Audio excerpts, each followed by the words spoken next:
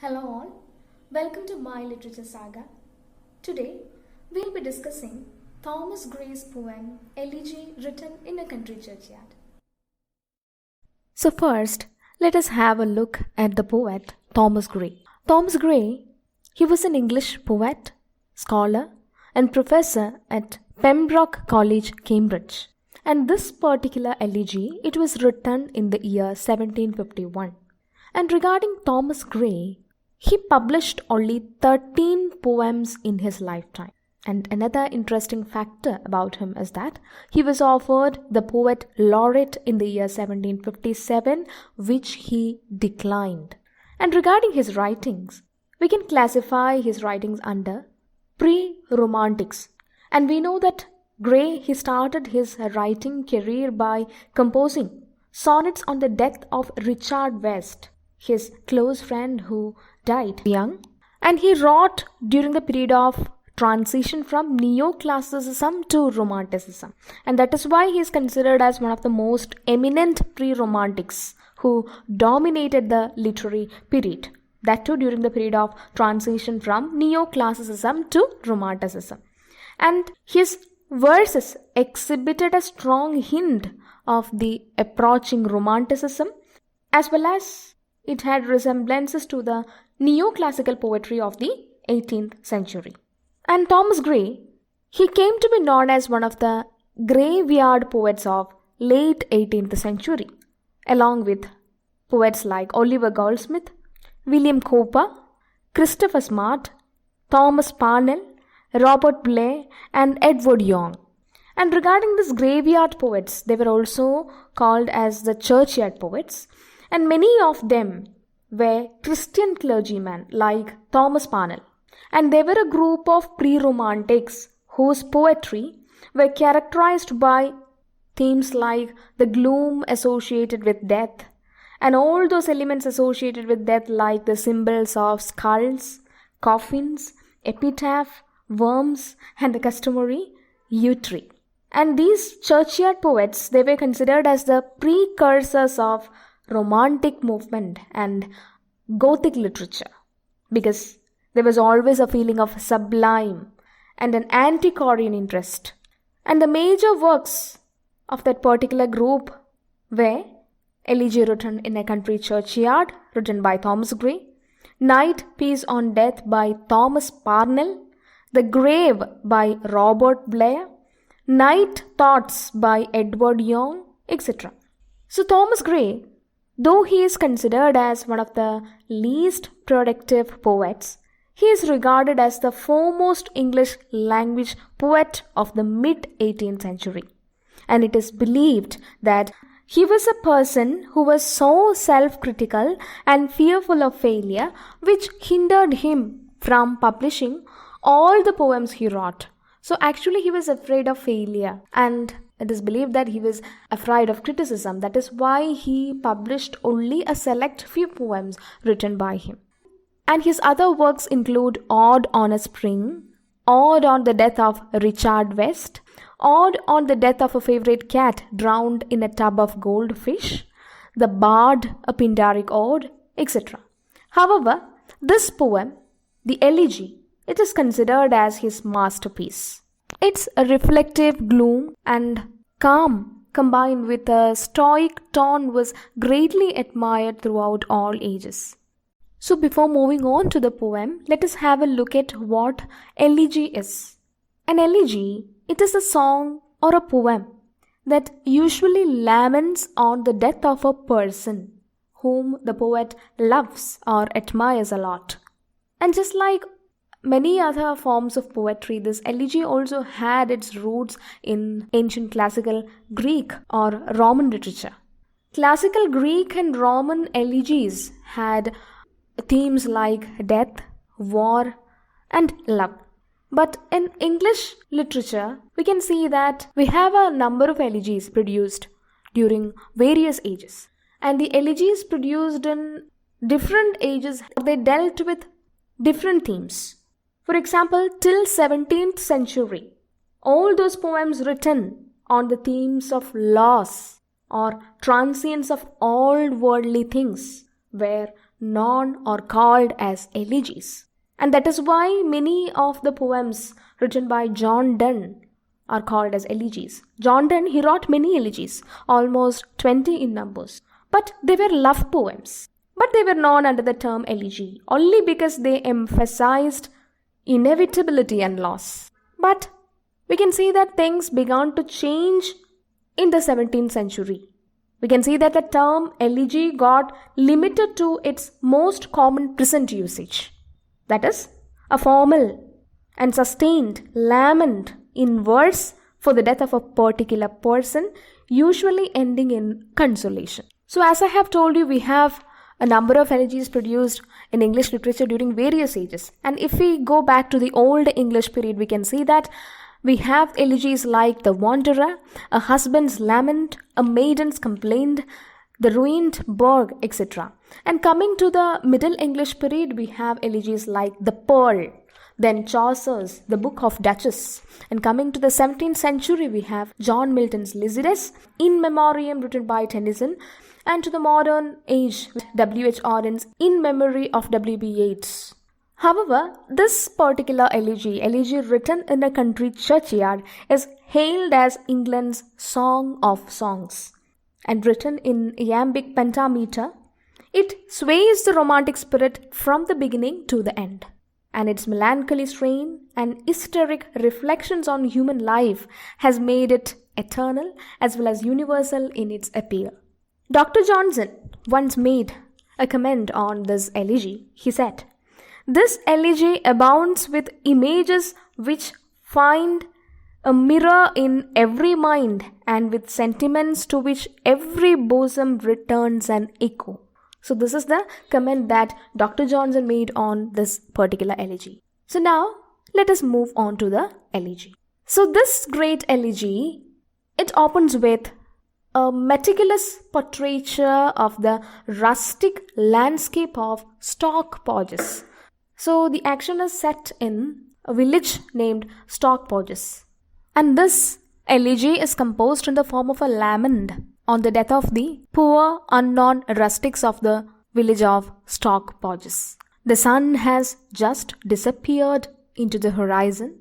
Our speaker is hanging out in a churchyard, and we can spot a number of scarcely lit gravestones, which strikes the attention of the speaker. And none of the grave markers are impressive, and most of the people buried here are poor rustics from the village. So that is why their tombstones are just simple. And now the speaker starts to imagine the kind of lives these poor rustics probably led. So here begins our elegy. The curfew tolls the knell of parting day. The lowing herd wind slowly over the lea. The ploughman homeward plods his weary way and leaves the world to darkness and to me. The curfew is heard. The curfew here means the bell that rings at the end of the day, usually at the end of the day. So the curfew is heard as if it is the death knell. Death knell means the bell that rings whenever someone is dead. So the curfew, it is heard as if it is the death knell of the dying day, the parting day. And I can see the tired ploughman going back to his home after a day's labor. And so does the cattle. The ploughman homeward plods his weary way. The tired farmer and his cows leave the world to me and darkness. And the glimmering landscape is actually fading from the poet's sight, and we get the idea that it is sunset. And the air is quiet. It holds a solemn stillness, except for the occasional chirping of beetles and the tinkling bells. The ploughman homeward plods his weary way. Look at that usage. The ploughman homeward plods his weary way. Actually, we can see that it is not the way of the ploughman that is weary, that is tired, but it is indeed the ploughman who is weary. So here we can see that the adjective weary is used just before the way. And way here, it is a non-human element. And deliberately the poet has put the adjective weary just before the non-human way. And it is an example of personification and at the same time transferred epithet. Actually, we know it is the plowman who is weary after the day's labor. And why the poet has deliberately ascribed this weariness to the way, which is a non-human element. So that is a literary device, a strange literary device. And its name is transferred epithet. So here the weariness of the plowman is transferred to the non-human element, that is way. And we know that ascribing human qualities to non-human elements, we call it as personification. So this weary way, that particular usage is an example of transferred epithet and at the same time personification. So the plowman homeward plods his weary way and leaves the world to darkness and to me. See how beautiful the solemn stillness of that particular evening is captured in that line. And leaves the world to darkness and to me. That means I'm totally alone. So instead of saying it directly, how metaphorically he has represented it, the poet has represented it. And leaves the world to darkness and to me. And now fades the glimmering landscape on the sight, and all the air a solemn stillness holds, save where the beetle wheels his droning flight, and drowsy tinklings lull the distant falls. So the glimmering landscape is fading from us, the speaker's sight, and we get the idea that it is dusk, it is sunset, and everything around is quiet, still, except for the occasional chirpings of the beetles and the tinkling bells of the cattle. And rest, everything is silent. So everything is peacefully winding down. And you can see that the poet has beautifully captured the image of a rustic evening. And he has used a number of literary devices that have contributed a great to it. Look at the usage. And all the air a solemn stillness. A solemn stillness. There is alliteration in solemn stillness. And in weary way we have two literary devices. One is transferred epithet and the another one is personification. And we can find a similar example in the second stanza too. Save where the beetle wheels his droning flight, and drowsy tinklings lull the distant falls. Drowsy tinklings, actually tinklings, that is a reference to the bells, the tinkling sound made by the bells that is fastened to the neck of a cattle. And how can that tinkling of the bell become drowsy? Actually, it is the cow or the cattle that seems to be drowsy, but still we can see that the poet has deliberately ascribed this particular quality, that is drowsiness, to the tinklings of the bell that is fastened to the neck of this cow or cattle. So that is yet another example of transferred epithet and at the same time personification. Non-human things are ascribed human qualities, then it is an example of personification. Save that from yonder ivy-mantled tower, the moping owl does to the moon complain of such as wandering near her secret bower molest her ancient solitary reign.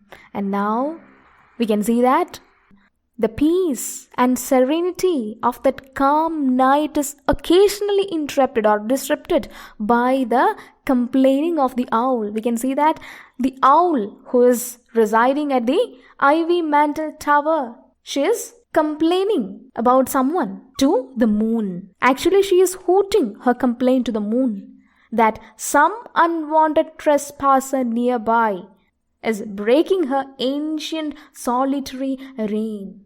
For many a long time she has been residing here, and now her ancient solitary reign is being interrupted by an unwanted trespasser, and she is complaining about him to the moon. Maybe the owl is complaining about the speaker himself, we don't know. Actually, because in the previous stanza, the speaker revealed that he is totally all alone. So maybe the owl is complaining about the speaker himself. And as we know, the setting of the poem is a churchyard. The tower mentioned here is the church tower. That is the church tower that is totally dressed up in the creepings of ivy. Ivy here is a creeper. And this owl, she is residing inside this ivy mantled. Ivy mantled means the tower that is dressed up in the creepings of ivy. Actually, it indicates negligence. So see how beautifully the poet has described that serene evening. And now, as the description of the setting is over, Gray now shifts our attention to the churchyard, where the poor forefathers of the village sleeps forever. And here the poet actually indulges in some sort of melancholy reflection on their life of those rustic forefathers who died unsung and unhonored. And he says, beneath those rugged elms that yew trees shade, where heaves the turf in many a mouldering heap, each in his narrow cell forever laid, the rude forefathers of the hamlet sleep. So beneath those rugged elm trees and the yew trees, we can see that the rude forefathers of the hamlet sleep there forever under the rough elms, the rigid elms, or under the shade of the yew tree. So I have told you earlier that it is actually an oft-repeated image, or an image that is constantly used by the graveyard poets. That is the yew tree. So yew tree, by the time of Gray, we can see that yew tree, it has become an image of death or an image of graveyard. So any poem on death means it should have the image of the yew tree. So here also we can see the symbol of the yew tree. So the speaker says that here under the rough elms and the yew trees lies heaps of turf, under which lies the narrow cells of the rude forefathers of the hamlet. So here you can see the usage of rude. Here rude doesn't mean that they were impolite or discourteous people.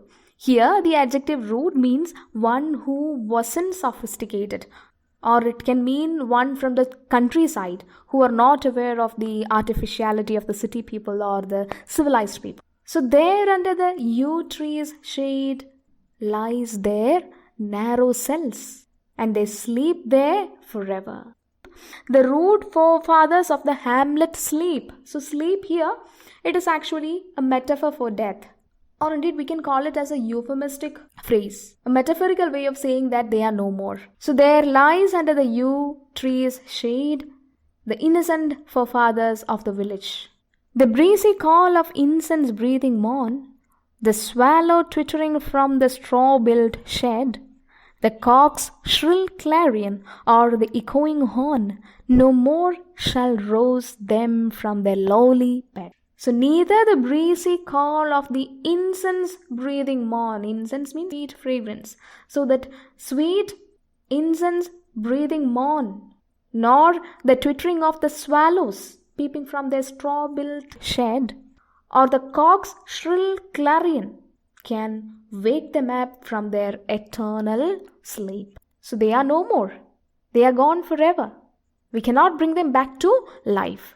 So neither the breezy call of the beautiful morning, nor the twittering of the swallow peeping from their straw-built sheds, or the cock's shrill clarion can wake them up from their eternal sleep, because they are dead and they are no more. See the powerful images used in that stanza.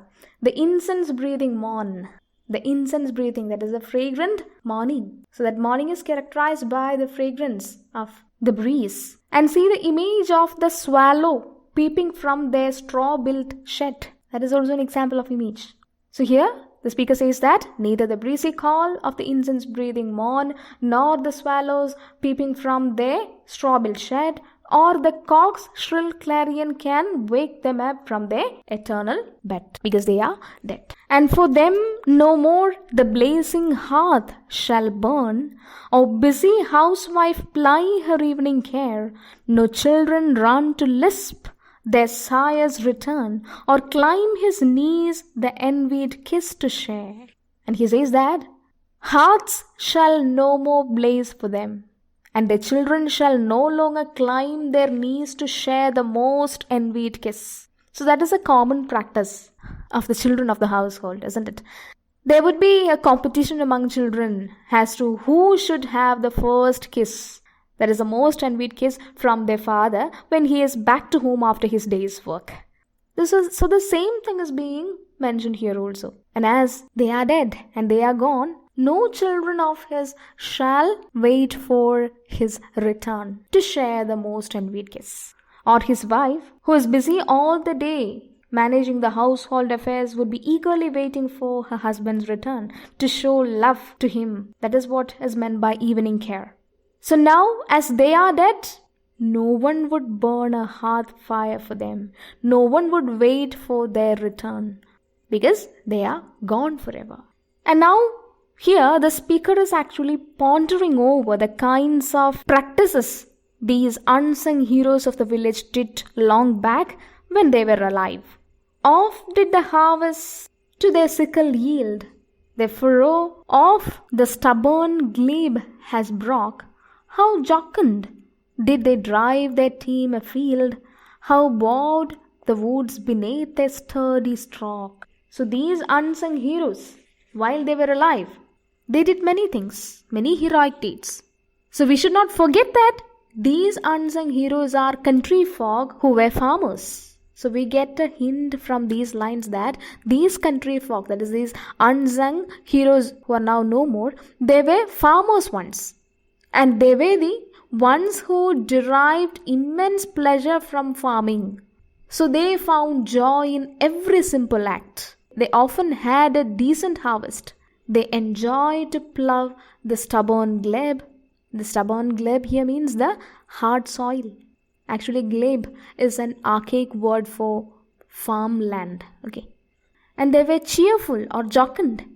And even the untamable elements of nature, even the untamable woods bowed in front of their sturdy stroke. That means their axes. That is a reference to the practice of clearing forest for cultivation. So speaker says that they were such a jocund team that they enjoyed every simple act, and even the untamable woods bowed before their sturdy stroke as their axes cleared up the forest to make their farms. Let not ambition mock their useful toil, their homely joys and destiny obscure. No grandeur here with a disdainful smile, the short and simple annals of the poor. Here the speaker says, let not ambition mock their useful toil. Actually, this stanza is in a form of a warning. The poet here warns the rich and the ambitious not to look down upon the poor villagers who are buried over here. After all, these proud men also go to the same way to the inevitable land that is death. So you don't have the right to mock or look down upon these poor rustic forefathers because they were great in their own ways. He says that their virtues were simple, homely joys. They enjoyed every simple act. So their virtues should not be subject to ridicule by the ambitious people. So the rich and the ambitious people doesn't have the right to look down upon these poor villages. So here we can see that ambition is capitalized. Here ambition stands for ambitious people. So that is yet another example of personification. So the poor rustics, they led a humble and contented life. And people who pursue grandeur and fame are requested not to look down upon the simple annals of the poor. They don't have a long pedigree to boast of, nor did they wield power over others. So you don't have the right to look down upon the simple annals of these poor rustics. The boast of heraldry, the pomp of power, and all that beauty, all that wealth over grave, awaits alike the inevitable hour. The paths of glory lead but to the grave. Yes, I think this is one of the oft-quoted lines from this poem. The boast of heraldry, the pomp of power, and all that beauty, all that wealth overgave, awaits alike the inevitable hour. The paths of glory lead but to the grave. So here poet says that death has no discrimination for the rich and the poor. All shall face the inevitable hour one day. Death is for sure. and death is a great leveler. So the rich as well as the poor shall face it one day. We cannot escape from the inevitability of death. So whether you be rich or poor or ambitious, you will have to face death one day. You cannot escape from the inevitable hour, because the paths of glory lead but to the grave. So death doesn't have any discrimination for the rich and the poor. Nor you, ye proud, impute to these the fault, if memory over their tomb no trophies raise, where through the long-drawn ale and fretted vault the pealing anthem swells the note of praise. The speaker is addressing the highborn who want to be remembered even after death. That is why they are erecting trophies. Trophies here means the fancy monuments over their tombs. Isn't it? We can see such trends even today. Because actually it is a result of their yearning to be remembered even after death. They strongly wish to be remembered after death. And that is why they are erecting fancy monuments over their tombs. And here the speaker is actually making fun of such practices. And he is reminding such people that these poor villages, these poor rustics, they remained so not because they were not talented, but because the doors of opportunities were not open to them. See, the rich and the ambitious can do anything because fortune was ever favorable to them. And that is why, out of the strong wish to be remembered even after death, you are erecting trophies over the tombs. But these poor rustic forefathers don't have that privilege like you. And that is why their tombs are scarcely lit. That is why their tombs remain simple. But you don't have the right to look down upon them.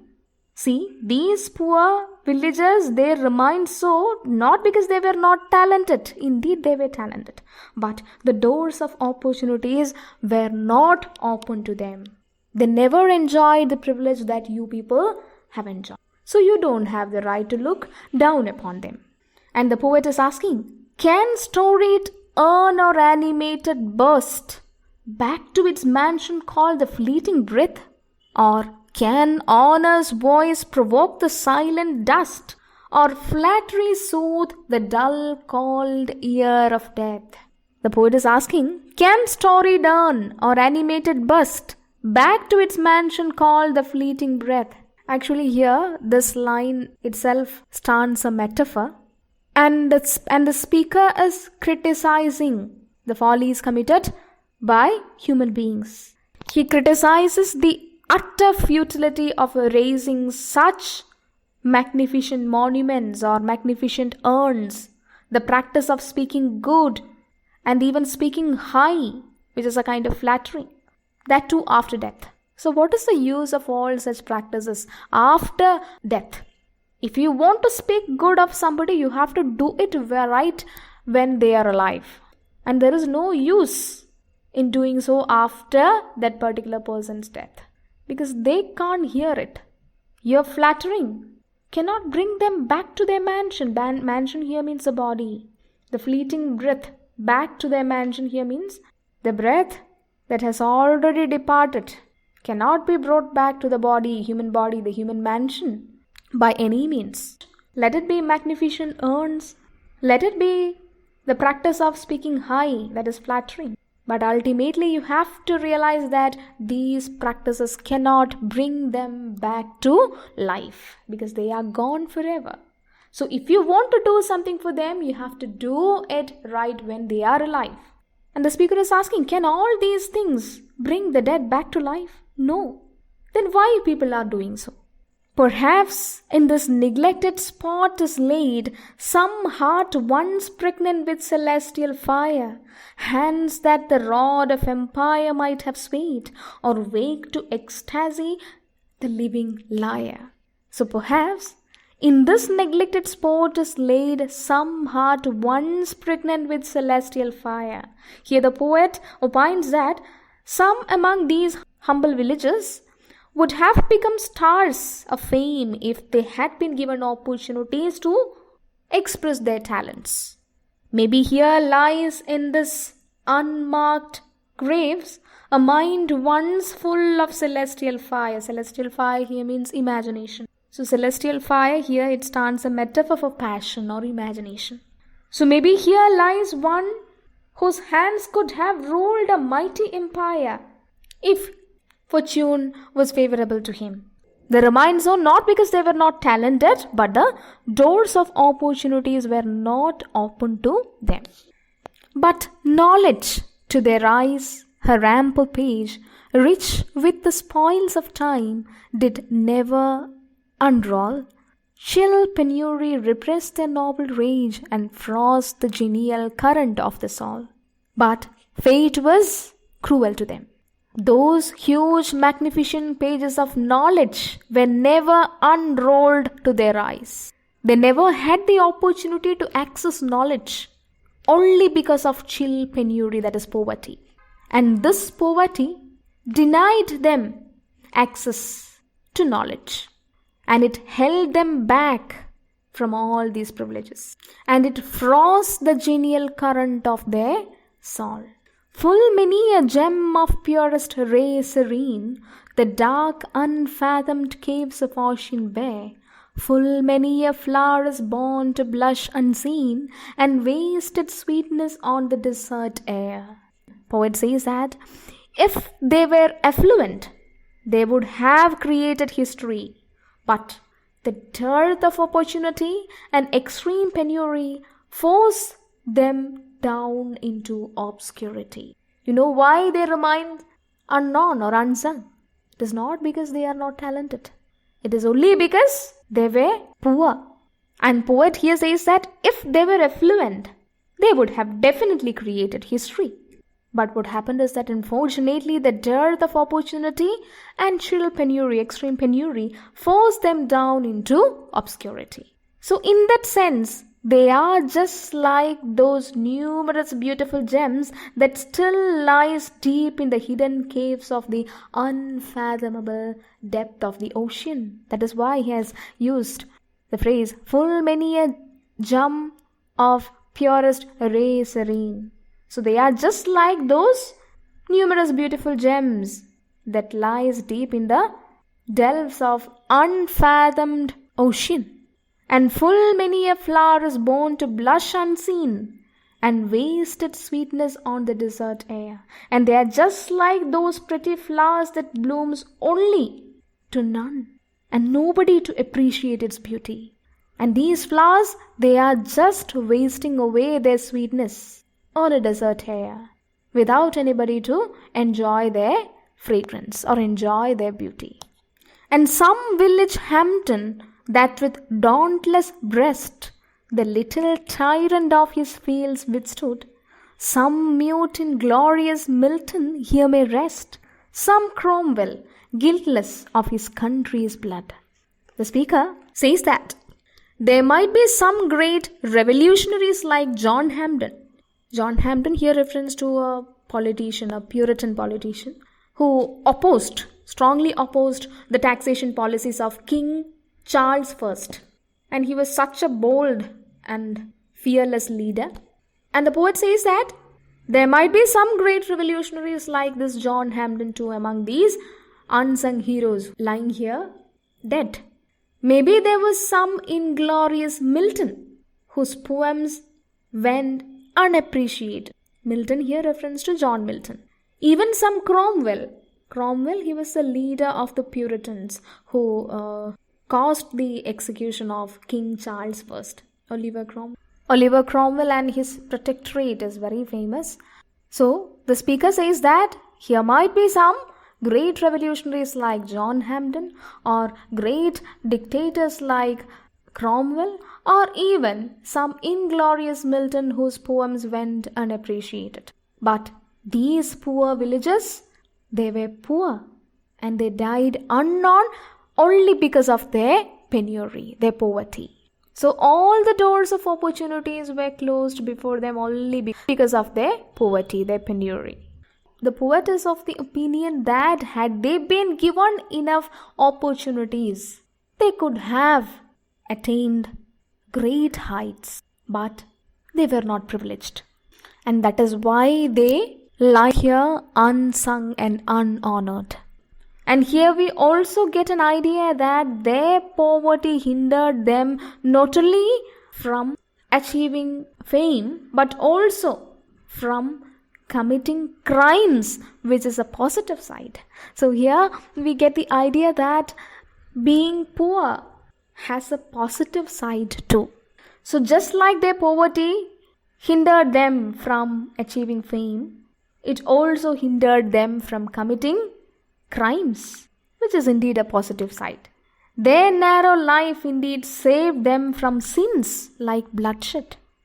These villagers with limited scope and opportunities were indeed free from evil. So therefore they were free from evil. Because many great heroes of history have been guilty of crime and bloodshed. We can find ample examples from history. Ultimately, a life of affluence and power always goes with shame. That is quite natural. And these poor forefathers of the village, they are at least free from that. They are at least free from evil. They are at least free from crime. So that is possible only because of their poverty. So poverty has a positive side too. The applause of listening senates to command, the threats of pain and ruin to despise, to scatter plenty over a smiling land, and read their history in a nation's eyes. And their lot forbade, nor circumscribed alone, their growing virtues, but their crimes confined, forbade to wade through slaughter to a throne, and shut the gates of mercy on mankind. So at least they are saved from all those negative traits, that is flattery, falsehood, bloodshed, and all those crimes. And those who indulge in luxury and pride are the ones who end up in misery. But these poor fellows are free from all these. So that is indeed a positive side, isn't it? All those who indulge in luxury and pride are the ones who end up in misery. But these poor forefathers, they are ultimately free from all these kinds of evil, that is flattery, falsehood, bloodshed, and all those crimes. So here we can see that luxury and pride are capitalized. That is an example of personification. So these poor villages are saved forever because they are far away from the madding crowd's ignoble strife. The struggling pangs of conscious truth to hide, to quench the blushes of ingenuous shame, or heap the shrine of luxury and pride with incense kindled at the muse's flame. And far from the madding crowd's ignoble strife, their sober wishes never learned to stray. Along the cold, sequestered vale of life, they kept the noiseless tenor of their way. So these poor villagers, they are saved forever. And they were far away from the madding crowd's ignoble strife. And they were free from the hustle and bustle of the town life. And they were free from the unworthy struggle for money and power. So these villages, they led a quiet life. They led a serene life in their sweet home, never deviating from the path of virtue and truth. So ultimately they had peace at their deathbed. And it was only made possible because of their virtues. And they could hold on to their virtues only because of their simplicity. And they could remain simple only because of their poverty. So poverty has a positive side. And these poor villages are saved forever. Yet even these bonds from insult to protect, some frail memorial still erected nigh, with uncouth rhymes and shapeless sculpture decked, implores the passing tribute of a sigh. Even this unfortunate man deserves a homage. So there should be somebody to pay a tribute or a homage to these poor forefathers. Their frail memorials with some uncouth rhymes. Uncouth rhymes here means reference to the unpolished verses inscribed on their tombs. So they too deserve a tribute. They too deserve a homage. they too deserve a sigh, or they too deserve a tear. So somebody should pay a homage to these poor rustic forefathers, because they deserve it.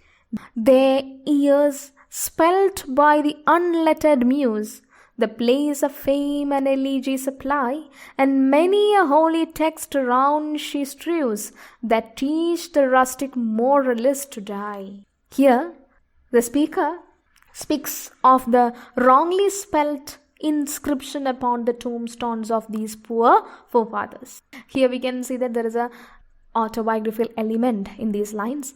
It is a reference to the inscription that Gray composed for his own tomb at Stockporges. The word resurrection was wrongly spelt by the unlettered stonecutter. Unlettered stonecutter here means the illiterate rustic poet. So he made amendments by his own, which actually resulted in a stark difference in meaning.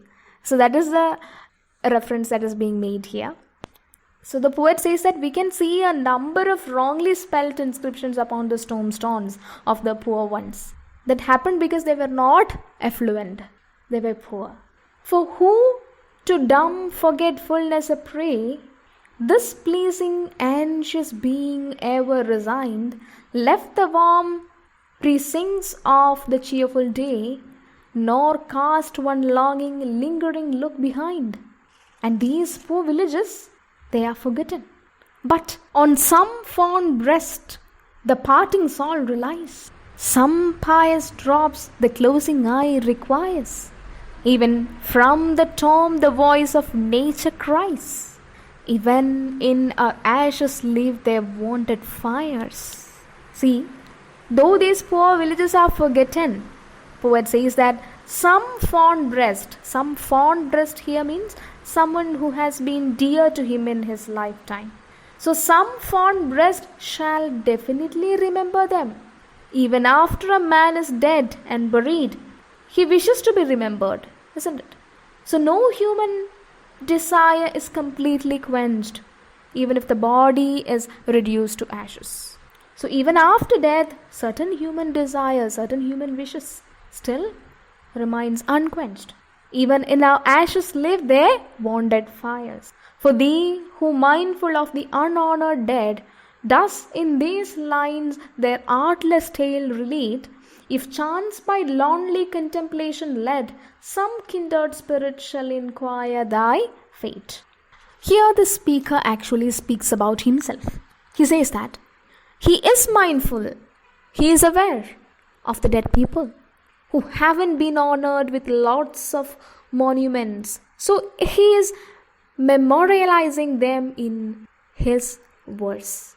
So earlier he had already said that these poor rustic forefathers who are forgotten deserves a tribute or deserves a homage, and somebody has to do it. Some fond breast would definitely be there who remembers them. So now all of a sudden the speaker says that yes, I am mindful, I am aware of these dead people. I am aware of the fact that they should be honored. So that is why I am going to memorialize them in my poem, in my verses. I cannot build magnificent tombstones or magnificent trophies over their tombstones, but I can do something that is different. I can memorialize them in my verses, in my poem. The speaker wonders what would happen if some kindred spirit who happened to be musing on death might ask about the speaker's fate. And probably some grey-haired farmer guy would say that they had often seen the speaker hurrying through the dew-capped grass every evening. So here we should think about the instinct of the poet, the thought which prompted the poet to think about the idea of writing verses on the lives of these poor rustic forefathers, which is indeed a form of tribute or homage to them. Actually, it is the thought on himself that made him think of writing a tribute, because He thought of himself that what would happen even after his death. He is imagining after his death, somebody who is musing on death just like what the poet is doing right now, would ask about the speaker's fate. And some grey-haired farmer would definitely answer him. Definitely would he say that he had often seen him hurrying through the dew-capped grass, that is reference to his evening walk. So I should do something for these poor rustic forefathers. For thee who mindful of the unhonored dead, does in these lines their artless tale relate, if chance, by lonely contemplation led, some kindred spirit shall enquire thy fate. Haply some hoary-headed swain may say, oft we have seen him at the peep of dawn, brushing with hasty steps the dews away to meet the sun upon the upland lawn. So this would be the answer of some hoary-headed swain, some grey-haired farmer who would answer to the queries of some passer-by who would inquire about me after my death. So there should be something to be remembered. There should be something done to be remembered. So that is why I am doing this. There at the foot of yonder nodding beach that reads its old fantastic roots to so high, his listless length that noontide would he stretch and pour upon the brook that babbles by. And hard by yon wood now smiling as in scorn, muttering his wayward fancies he would rove, now drooping woeful one, like one forlorn or crazed with care or crossed in hopeless love. So perhaps the old farmer guy might say that the speaker used to rove or wander in the nearby woods, or sometimes he would smile scornfully, muttering to himself, or sometimes he would look droopy or pale with sorrow. So these are actually the poet's imagination, what would happen after his death. Villagers might say that they suddenly missed seeing them one morning all of a sudden by his favorite tree.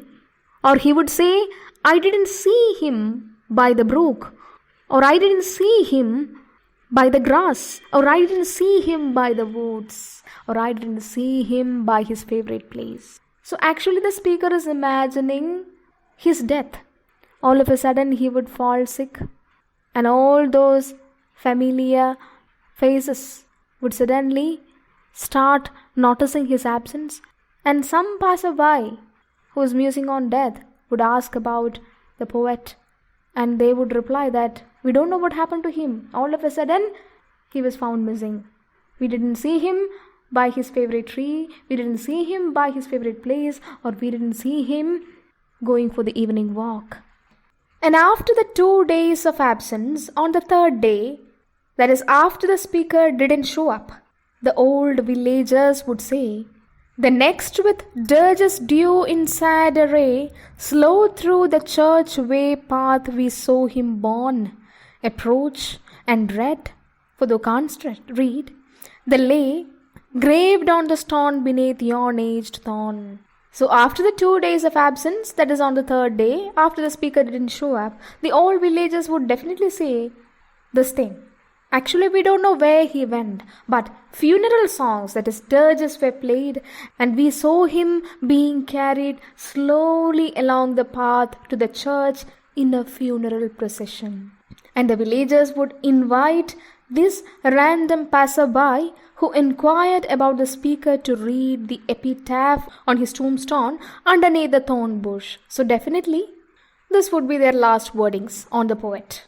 They would finally ask the random passerby who has inquired about the speaker to read, to come and have a look at the epitaph on the speaker's tombstone.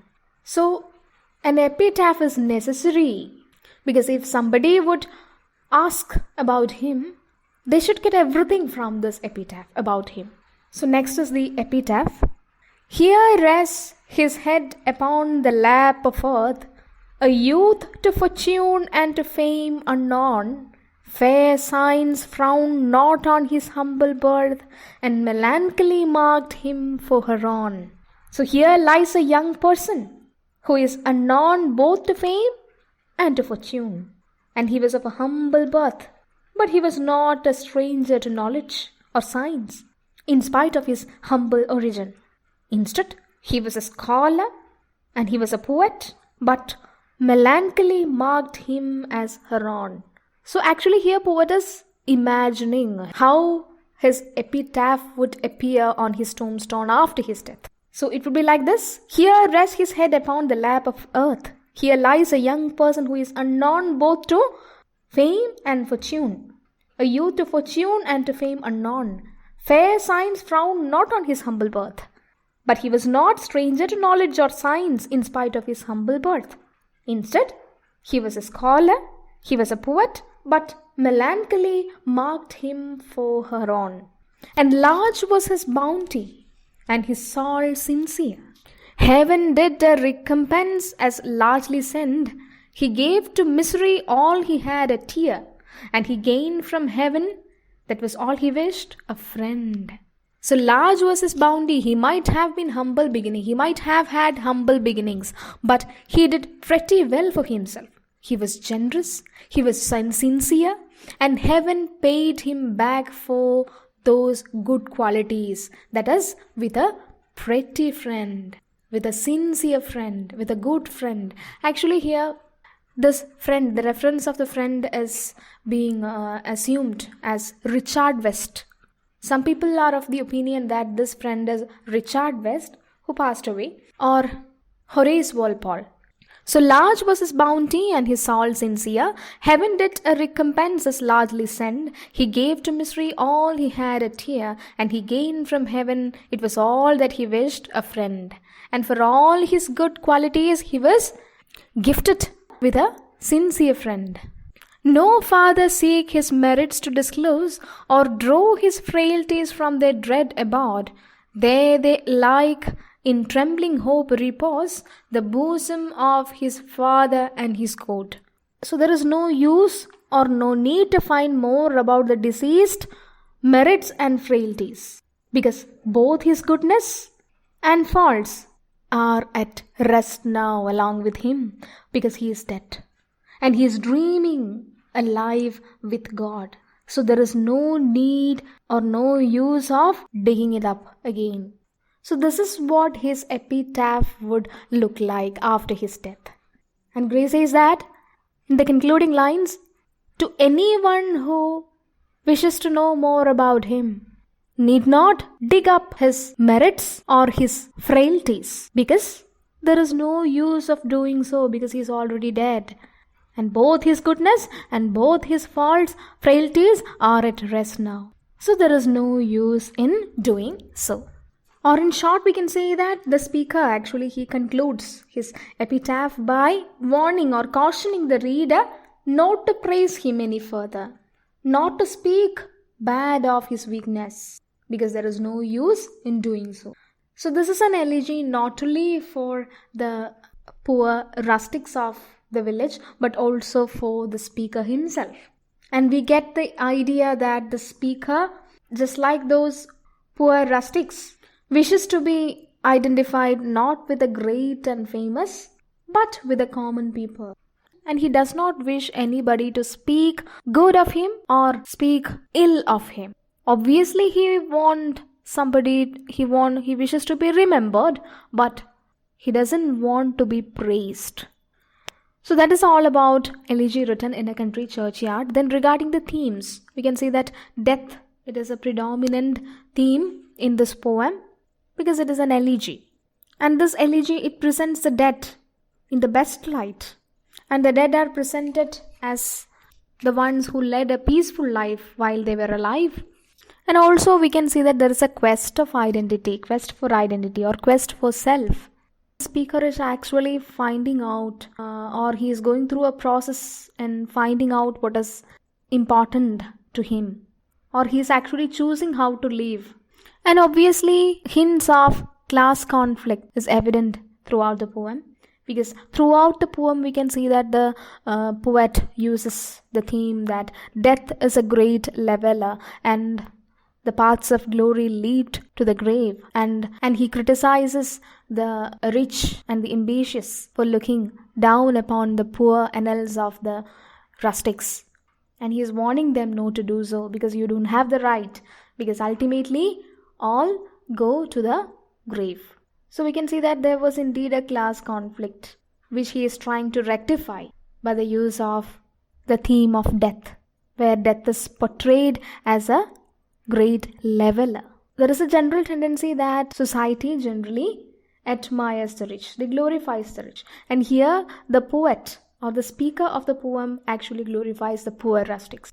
And he reminds us that death is a great reveler and the paths of glory lead but to the grave. So that is all about Thomas Gray's Elegy written in a country churchyard.